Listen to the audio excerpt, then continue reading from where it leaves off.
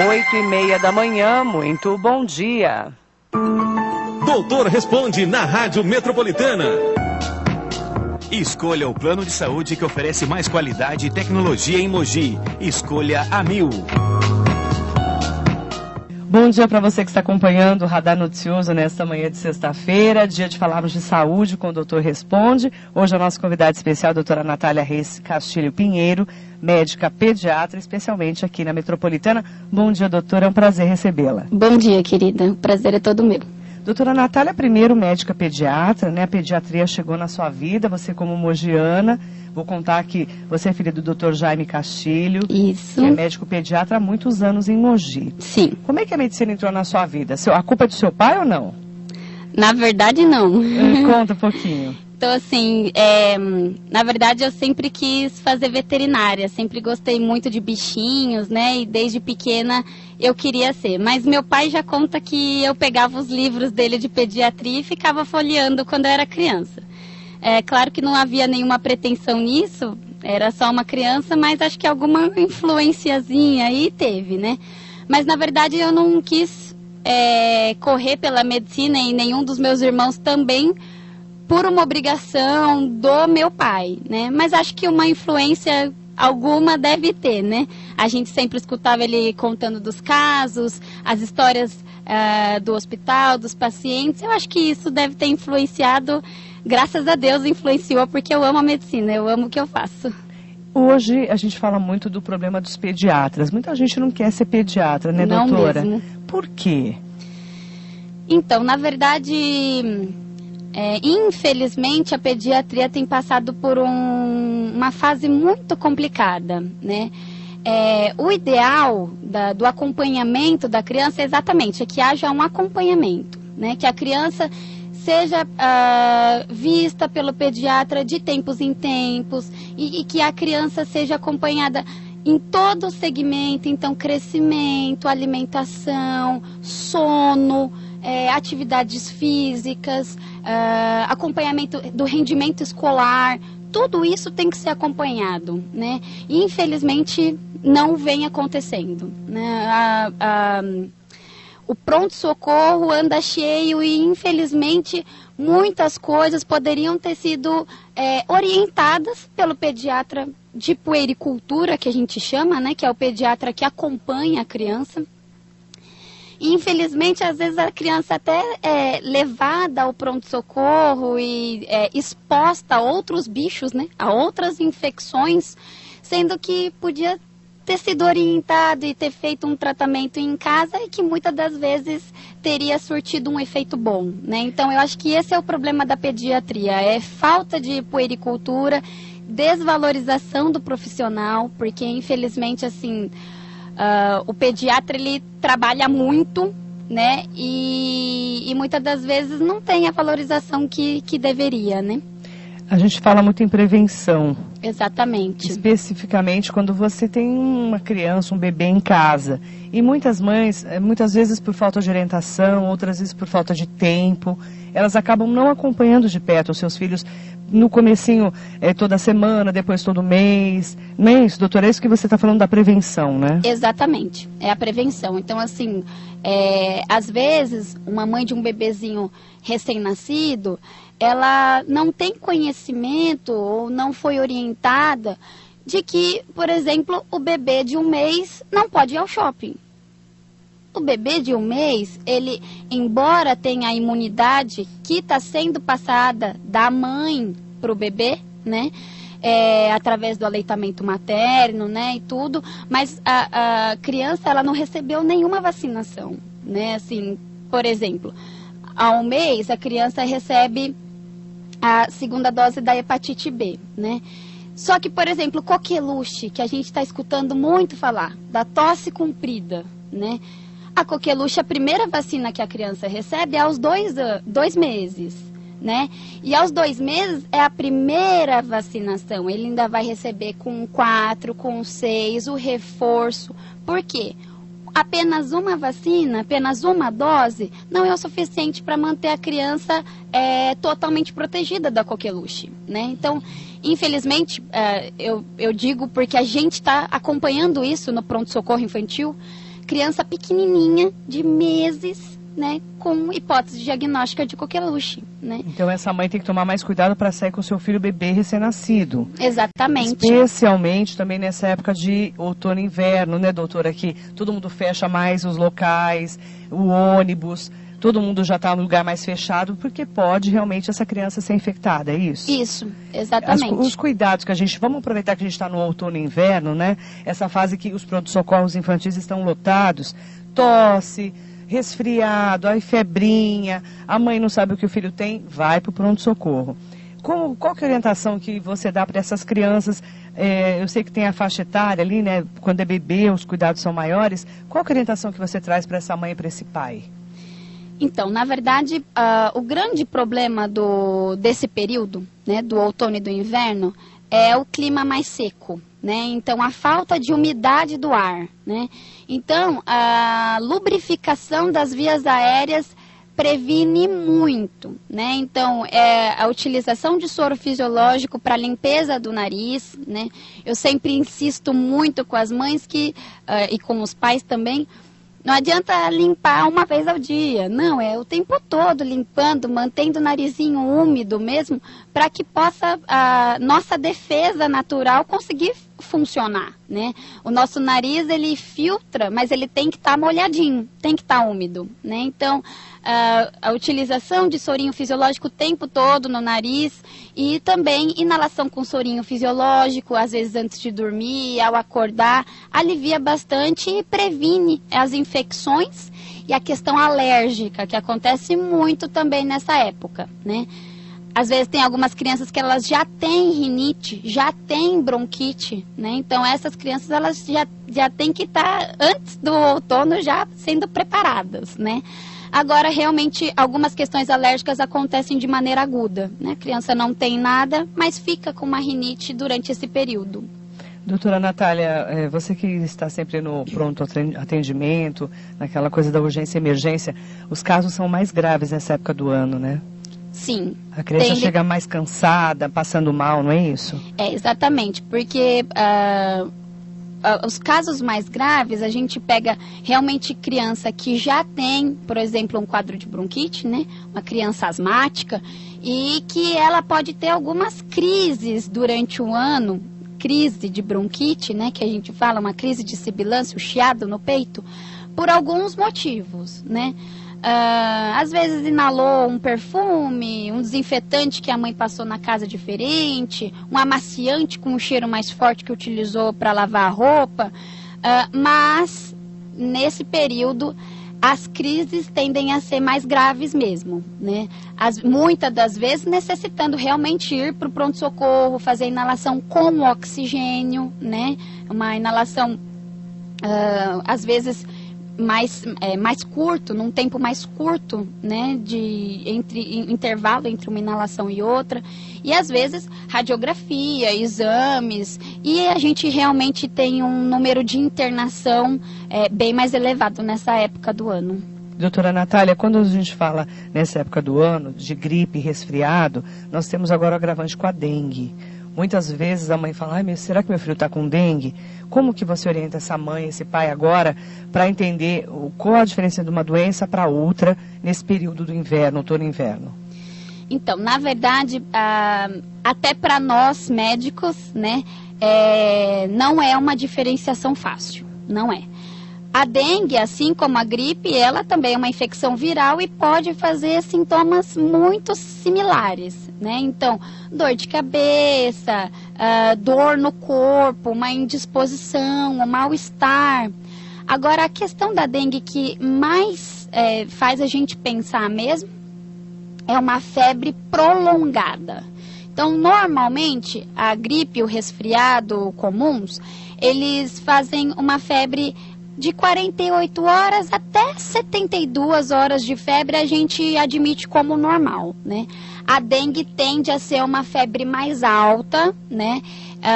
Mais persistente, ou seja, aquela febre que não dá trégua, né? A gente medicou, deu uma dipirona, um paracetamol, daqui 6 horas está com febre de novo, medica, daqui 6 horas está com febre de novo, mais persistente, E o mais importante, que ela dura mais tempo, então ela passa dessas 72 horas, né? Normalmente uma criança alerta nós médicos para ser dengue, né? Quando tem uma dor de cabeça muito importante, uma dor na barriga, né? Uma dor abdominal importante, pode ter episódios de sangramento, então sangramento no nariz, sangramento na gengiva, vômitos com sangue e fezes com sangue, né? E essa febre que normalmente dura acima de 5 dias. Eu acho até interessante a gente colocar aqui que, assim, o diagnóstico definitivo de dengue, ele não pode ser feito nos primeiros dias, né? Então, a criança está com sintomas parecidos. Tudo bem, a gente até pode colher alguns exames, mas que são exames inespecíficos. A sorologia, que é o que diz, sim, a criança está com a dengue, ela só pode ser feita a partir do 5º dia de febre, né? Então, pode ser feito antes? Pode, mas ela não vai dar um resultado fiel, né? Às vezes vem que a criança não está com dengue e a criança está, né? Então, colheu com 3 dias, não está com dengue. Os pais se tranquilizam. Na verdade, isso não é para acontecer, né? Se a febre persiste por 5, 6 dias, a sorologia deve ser colhida e aí sim ela se torna um exame fidedigno, né? Um exame que, se deu negativo, é provavelmente negativo mesmo, se deu positivo, é positivo. Agora, doutora Natália Reis Castilho Pinheiro, você como médica pediatra, eu quero trocar um pouquinho de assunto para orientar os nossos ouvintes em relação à obesidade infantil, né? A gente sabe que está todo mundo hoje falando desse problema, né, da criança acima do peso, a criança gordinha, que muitas vezes a gente fala, ai, que bebê lindo, gordinho, mas até onde é saúde, até onde é banha, né, que a gente fala da banha. Sim. Que faz mal para a saúde. Eu gostaria de saber, quando que a gente começa a cuidar do nosso filho em relação à obesidade? Desde sempre. Desde sempre. Desde sempre. O que a gente tem percebido, né, que a criança que tem 10 anos e que é gordinha, se a gente for fazer um retrospecto e ver como que foi a alimentação dessa criança no primeiro ano de vida até o 2º ano de vida, a gente já vê erro alimentar já nesses poucos meses de vida. Então, assim, sempre reforçar o aleitamento materno, exclusivo até os 6 meses, sem água, sem chá, sem fruta, sem nada. Só o leite materno é o suficiente. Também, a partir de então, o que introduzir, né? Muitas mães acham que a criança olha alguma coisa e fica com vontade de comer aquilo e fica com dó e dá para a criança experimentar. Esse é o problema, ela experimentou, né? A partir do momento que a criança experimentou aquela coisa gostosa, aí ele vai querer a coisa que é menos gostosa? Não vai, ele vai escolher, né? Então, assim, a criança é muito inteligente, então é capaz, é muito esperta, é capaz de enrolar os pais mesmo.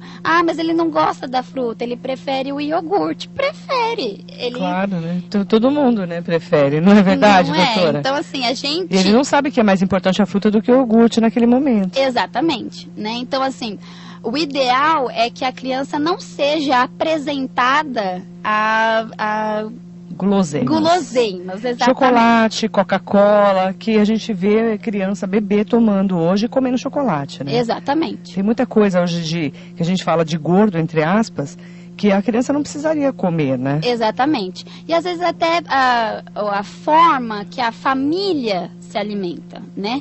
Não adianta nada o pediatra ir lá e falar assim, olha, não pode isso, não pode aquilo, reforce isso, reforce aquilo. Se quando a criança chega em casa da escola, o pai tá com um sanduíche, um hambúrguer cheio de queijo, de bacon, ele vai querer o quê? Ele vai querer a abobrinha? Não, né? Ele vai querer o sanduíche gordo do pai. Aí você já cria a cabeça gorda na criança, porque o pai e a mãe já têm essa cabeça, exatamente. Né? Então, a educação alimentar da criança não é só da criança. A educação alimentar é da família toda, né? Então, às vezes, a mãe comete alguns pequenos erros que na verdade é por falta de orientação. Então ela vai fazer uma carne moída. Eu vou deixar mais gostoso, vou colocar um creme de leite. Não, para que o creme de leite? É só a carne moída com temperinho, tá ótimo, né? Então a gente tem a tendência de querer engordar as coisas que não eram precisa, gordas. Né? Não precisa, né? Então você vai fazer uma lasanha, põe um monte de queijo em cima e creme de leite. Tudo isso engorda muito, né? E realmente é banha, né? Banha. É gordura, não é que o bebê está saudável, né? Tem criança gordinha que adoece o tempo todo e uma criança magrinha que nunca pega um resfriado, uma gripe, né? Então, é muito da forma com que a criança é alimentada. Sempre reforçar verdura, frutas, hidratação adequada, ou seja, sempre dar muito líquido para a criança, evitar o refrigerante, né? E evitar o que está muito na moda, até pela praticidade, que são os sucos industrializados, esses de caixinha, né? Eles têm uma quantidade de carboidrato, assim, exagerada, né? Alguns suquinhos, que até vêm com fotinho de personagens para a criança gostar e tudo, eles são praticamente comparáveis a uma lata de refrigerante, né? E a mãe acha que tá dando suco, né? O suco acha que aquilo é bom, que aquilo é bom, né, pro filho. Falta muita orientação às vezes, não é, doutora? Sim, esse é o problema. Né, ler mais, ouvir o rádio informativo, ver uma matéria informativa na televisão, falta muito, né? Falta muito, então, sim. Quer dizer, você dá um suco, muitas vezes parece natural, mas não tem nada de natural nesse suco industrializado. Isso. Compensa muito mais a mãe pegar uma fruta, né, espremer uma laranja, dar uma laranjada para a criança. O valor nutricional disso, de vitaminas e o fato de não ser tão calórico, né, não ter tanto açúcar quanto tem dentro de uma caixinha de suco, isso deve ser sempre dito, né, e explicado para as mães, para os pais, para os cuidadores, né? Avós também, que avós cuidam bastante. Doutora Natália, quando a gente fala em, mas meu filho já está gordinho, está com 5 anos, já está acima do peso, está com 10 anos, já está acima do peso, quando a gente tem que colocar essa criança num regime, entre aspas? Então, na verdade, a partir do momento que foi constatado um sobrepeso, que a gente fala, a criança não é obesa, mas já está acima do quanto seria o normal dessa criança pesar, de ter o peso, a partir daí a gente já tem que começar a ter algumas intervenções, que a gente fala em medicina, né? Alguns cuidados. Então, já começar a mudar a dieta dessa criança, né? Estimular a atividade física. Lembrar que criança foi feita para pular, correr, brincar, gastar energia e não ficar sentada na frente da televisão, jogando videogame o tempo todo, o que infelizmente a gente vê muito. A gente sabe, nós pediatras, que na nossa época era diferente, a gente ia pra rua, ia brincar e não tinha problema, né, em brincar na rua. Hoje em dia a gente sabe que isso se tornou mais difícil. Então, o pediatra, junto com a família, vai discutir para que isso possa ser feito de uma outra forma, né? Que então a criança seja colocada numa aula de natação, numa escolinha de futebol, alguma coisa que a criança possa ter atividade física e ter gasto de energia, né? O fato da criança se exercitar faz com que a criança não engorde, né? E essa dieta, a partir do momento que a criança já está considerada sobrepeso, né, com uma obesidade, a criança começa a estar predisposta a outras complicações da obesidade, né? Então, pressão alta, a criança tem pressão alta.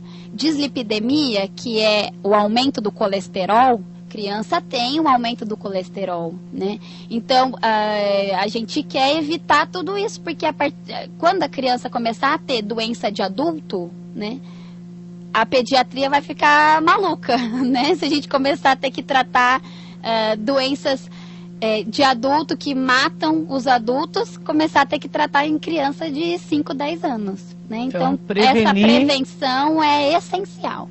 Doutora Natália, muito obrigada pela sua participação especial hoje aqui na Metropolitana. Um prazer conhecê-la. Dá um beijo no seu pai, doutor Jaime. Muito obrigada, querida. É bacana querida. a gente poder falar sobre saúde das crianças, né? Até para entender que esse adulto, né, que se alimenta mal, que não cuida bem da saúde, da qualidade de vida, tem que cuidar da criança, mas cuidar dele para a criança entender que tem que ser cuidada, né? Exatamente, é dar o exemplo sempre. A criança sempre segue o exemplo dos adultos. Obrigada, viu, doutora? Eu que agradeço, querida. Doutora Natália Reis Castilho Pinheiro, médica pediatra, hoje aqui com a gente no Doutor Responde, com muitas informações para você. Depois do intervalo, a gente está de volta, não saia daí. Doutor Responde na Rádio Metropolitana. Um oferecimento Amil, a melhor escolha em planos de saúde para quem vive em Mogi. Radar Noticioso.